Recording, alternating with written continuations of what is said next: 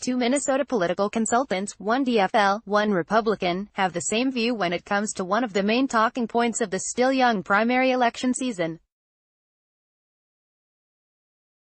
That is, whether contested primaries are a good thing or not. DFLers have not been quite as concise as Republicans have been in choosing candidates.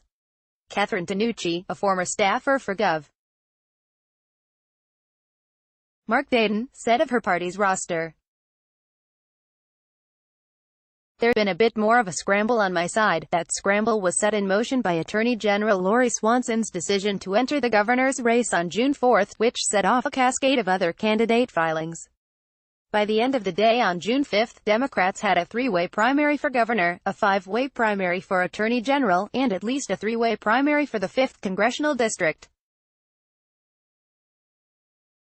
But DiNucci told the Minnesota Chamber of Commerce's Women in Business gathering in Golden Valley Wednesday that she doesn't think it will hurt the party's chances in November.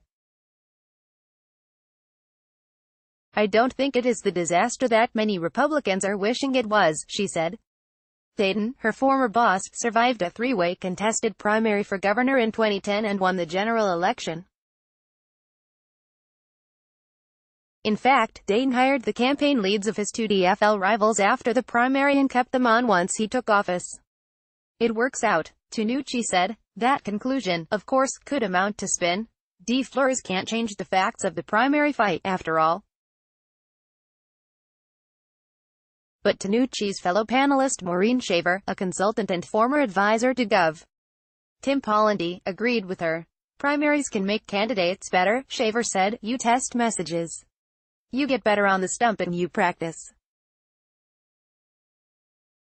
It's very good for candidates." Her reaction to GOP glee at the apparent chaos on the other side.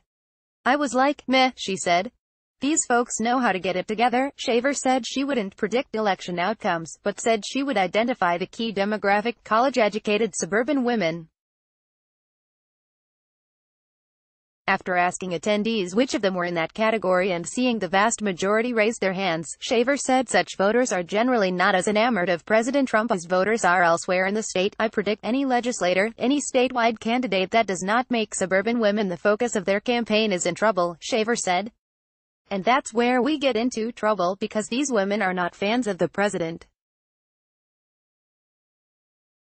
Catherine DiNucci, "Since the president isn't on the ballot this time, I'm very worried as a Republican that they're just going to go vote against every Republican," she said. "Suburban women can't vote against Donald Trump. But they can vote against Jason Lewis and they can vote against Eric Paulson." There are 11 legislative districts where Republicans won the state house race but where Hillary Clinton won the presidential vote. Most are in the Twin Cities suburbs. Republicans have their own primary for governor, and while Shaver said she wouldn't predict the outcome, she said Pollendy, her former boss, has to be careful how he approaches the August 14 election. He will have to walk enough to the right to win the Republican primary and keep the Republicans who support the president happy, but not too far to alienate suburban women, she said. She lowered expectations for her party, but also laid out a path to beating those expectations.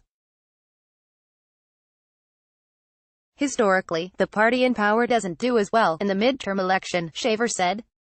"I don't see us outperforming the norm here. I think Republicans have a little more of an uphill climb," but Shaver said Republicans can do best if they focus on economic issues and take credit for the strong economy and low unemployment. She also said while the 2018 legislative session was an example of how government doesn't work, the party should point to 2017, when it passed reinsurance legislation to shore up the health insurance market, boosted education funding and adopted some tax cuts. "If Republicans can get that message happening, I think that's how they will counter the Democrats," she said. She also pointed to the success the party had in legislative elections, winning control of the state house in 2014 and the state senate in 2016. The Senate was won when the GOP took two close elections by 200 votes each. "Democrats win statewide because they turn out in the metro," she said.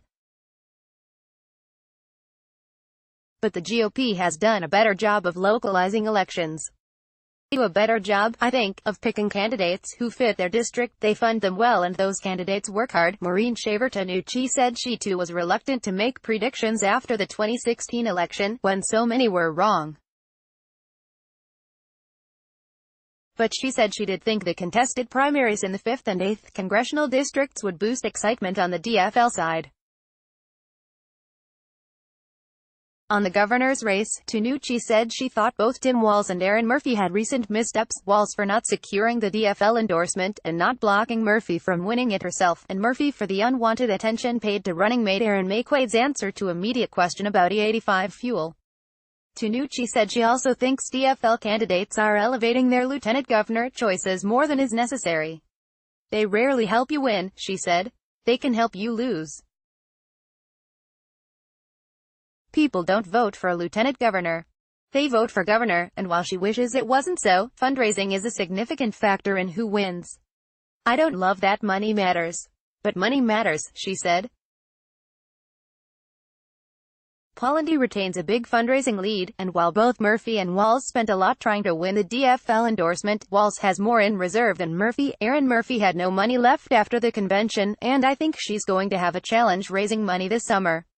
Tanucci said, with Shaver adding that there will be competition from the Attorney General and CD5 candidates who didn't even know they had campaigns to run until June 4th, that, Tanucci said, is the biggest detriment of these contested primaries. No one wants to spend money on primaries. We all want to have the reserves. We're all looking at Tim Pollendy's numbers like, we can't spend all of our money before the primary. We need to have money to win this general election, so the money race will matter. Tanucci agreed with Shaver that the economy will play a large role in how people vote and that could be about trade, tariffs and agriculture in Greater Minnesota. But she was less certain that voters would reward Republicans for strong economic numbers. Voters are very angry today about the president's border policies. They're very angry about inaction on every level of government on guns and school safety. Tanucci said, I'm not saying it's a guarantee, but it's an opportunity to harness some of that anger and turn that into action at the polls.